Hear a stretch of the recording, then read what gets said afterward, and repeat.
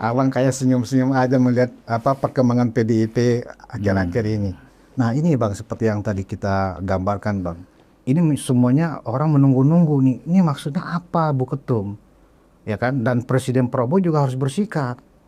Apakah dengan tidak bolehnya bergabung 126 kepala daerah untuk mengikuti, ini kan sudah ikut program pemerintah nih, sesuai dengan arahan dari Presiden. Mereka semuanya termasuk sebelumnya kan menteri juga, wakil menteri juga kan retreat juga di Magelang.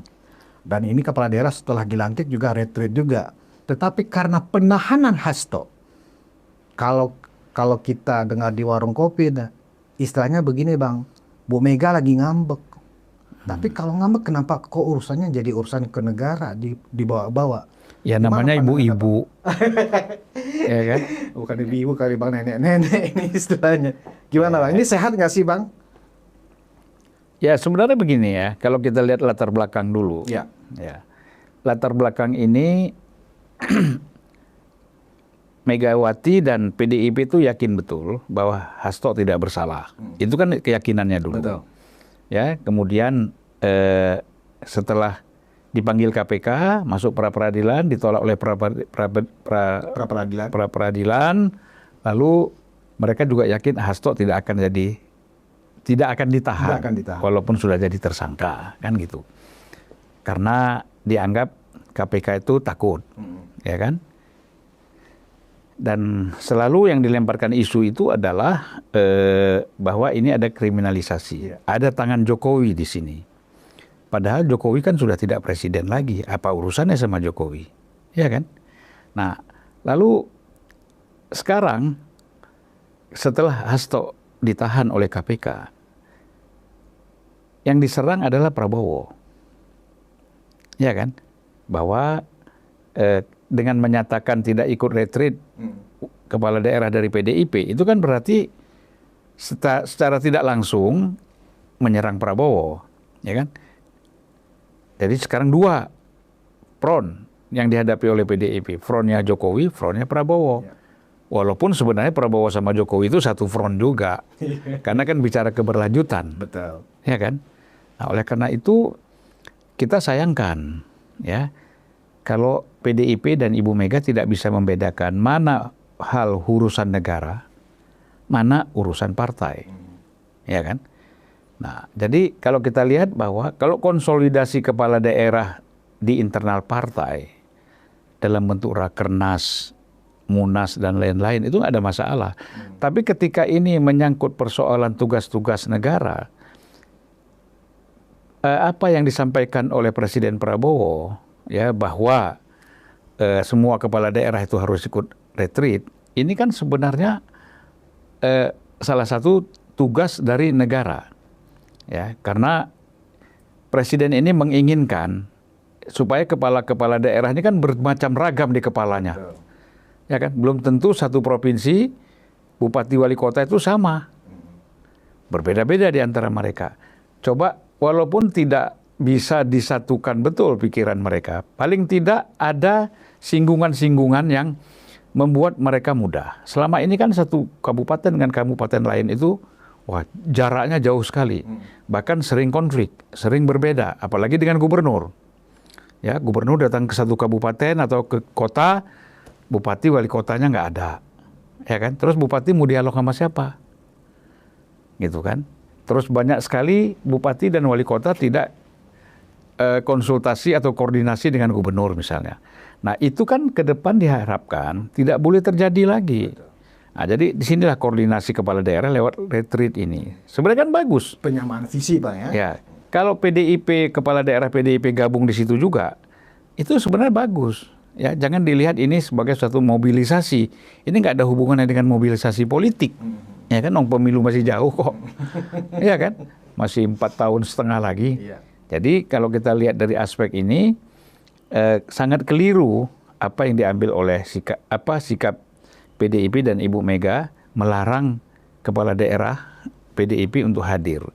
Dan ini rugi sekali. Rugi terutama untuk kepala daerah. Yang ya langsung kepada kepala daerah itu ruginya apa? Mereka nanti akan mengalami kesulitan Kalau mereka tidak hadir, mereka akan mengalami kesulitan ketika mereka ingin berhubungan dengan pemerintah pusat. Iya, iya. Ya kan pasti satu anggaran-anggaran, misalnya begini, saya kan tahu betul bagaimana kepala daerah melobi anggota DPR, badan anggaran misalnya. Betul. Ya, misalnya anggarannya 2 triliun. Nah, dia mengajukan proposal bagaimana anggarannya menjadi 3 atau 4 triliun. Itu kan lobinya ke badan anggaran dan Menteri Keuangan kan. Nah, kalau PDIP kepala daerahnya tidak koordinasi dengan pemerintah pusat, dia awali dengan menolak ikut retreat ini, jadi bagaimana nanti nasib dia? Iya kan? Dan kita harus tahu bahwa daerah itu sangat bergantung kepada APBN. Nah, APBN itu kan dari pusat. Nah, disitulah nanti akan mengalami hambatan-hambatan. Nah, tentu kemungkinan kita dengar-dengar juga ada kepala daerah PDIP yang mau balelo nih, nggak mau dengar. Kalau ikut retreat. Ya, ikut retreat kita pindah ke Gerindra atau pindah ke Golkar atau pindah ke partai lain. Karena mereka tidak bisa di PAW. Lain nama DPR. DPR kalau pindah partai PAW. Kalau kepala daerah kan nggak bisa di PAW. Dia PDIP pindah ke Gerindra tetap aja dia jadi bupati. Ya, jadi nggak ada masalah. Nah, disinilah saya kira kelirunya kalau keputusan-keputusan diambil secara emosional. Tanpa dipertimbangkan matang. Nah, dengan demikian PDIP ini akan tambah kecil. Semakin sulit. Ya kan? Harusnya dia punya berapa tadi? 126 kepala daerah. Nah, nanti bisa menjadi di bawah 100. Bahkan bisa, kalau betul-betul ini bisa tinggal 10%.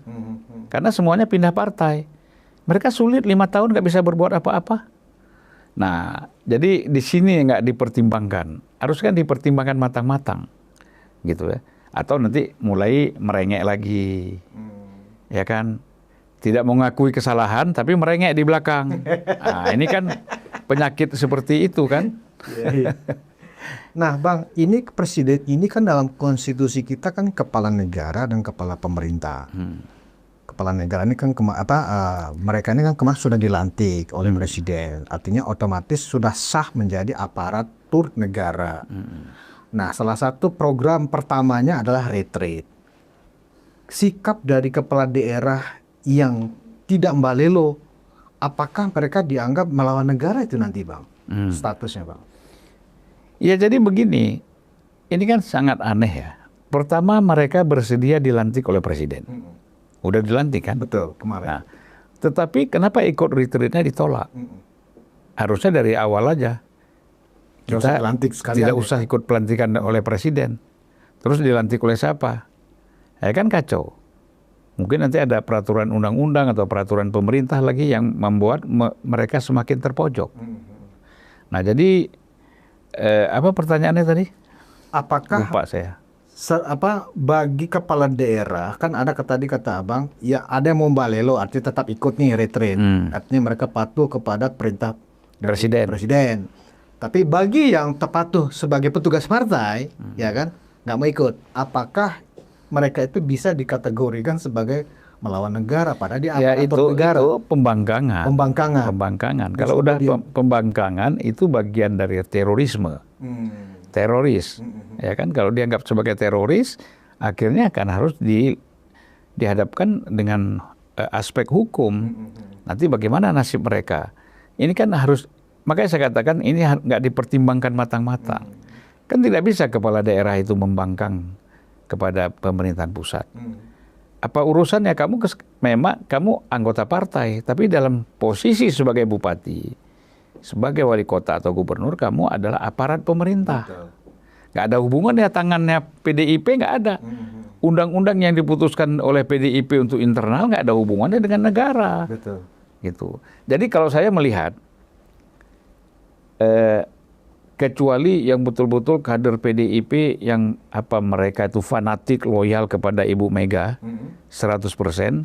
Nah, itu berapa persen dari yang terpilih ini, dari anggota kepala daerah ini yang tetap tidak mau ikut. Tapi sebagian besar saya kira ginilah, orang-orang partai politik itu juga ingin nyelamatin diri saya sendiri. Apalagi udah menjabat bupati, wali kota, gubernur. Kepengen selamat. Ya kan? Apalagi mendapatkan kursi itu lewat pilkada yang mengeluarkan biaya yang sangat besar ya. Iya, dan yang paling sedih lagi kan dia sudah syukuran. Keluarga udah kampung-kampung sudah dipanggil dari desa semuanya kan syukuran atas kemenangan menjadi wali kota. Atas sudah kan kemarin pelantikan juga banyak bawa saudara-saudaranya ke Jakarta kan. Tiba-tiba gagal. Bukan gagal, artinya lemes lagi nih. Lemot lagi nih jadi bupati, wali kota dan gubernur ini. Kan artinya semangatnya menurun. Ya kan, kebanggaannya sebagai kepala daerah menjadi menurun. Nah, ini saya tidak yakin ya sebagian besar itu akan menolak ikut retreat. Sebagian besar kita yakin ikut, gitu loh. Nah, nanti kan memang kesadaran belakangan itu muncul. Ya sudahlah, diam-diam ikut aja retreat kan gitu. Dari PDIP kan akan begitu nanti kan. Cuman statementnya kan ingin menunjukkan hebat. Jangan ikut gitu kan, tapi di belakang ikut aja. Bisa begitu kan? Bisa begitu ya. Namanya politik ya enggak? Namanya teh. Sebenarnya Bang, kalau dilihat dari aspek untuk meraih simpati, ya kan? Apakah sikap Bu Mega ini sebenarnya dimaksudkan untuk melihatkan sikap dignity sebagai seorang ketua umum partai besar? Dan kemudian dengan demikian Bu Mega berharap akan mendapatkan aplaus dari publik? Atau justru sebaliknya menurut Abang dengan sikap Ya nggak bisa, karena kan gini, bagaimana mau dapat aplaus dari publik? Persoalannya disebabkan oleh kasus hukum. Ya, institusi hukum KPK itu menahan Hasto setelah diperiksa panjang, setelah pra-peradilan, dikasih kebebasan. Yang mana kalau yang lain belum hari ini ditangkap, hari ini dijadikan tersangka, hari ini ditahan. Tapi Hasto ini kan udah diulur panjang lah. Panjang waktunya, sampai ya kan? bisa pra-peradilan. Betul. Ya kan? Nah sekarang kan mau majukan lagi pra-peradilan. Karena kemarin alasannya kurang teknis lah. Ya. Ya. Nah, oleh karena itu di sini kalau kita lihat bahwa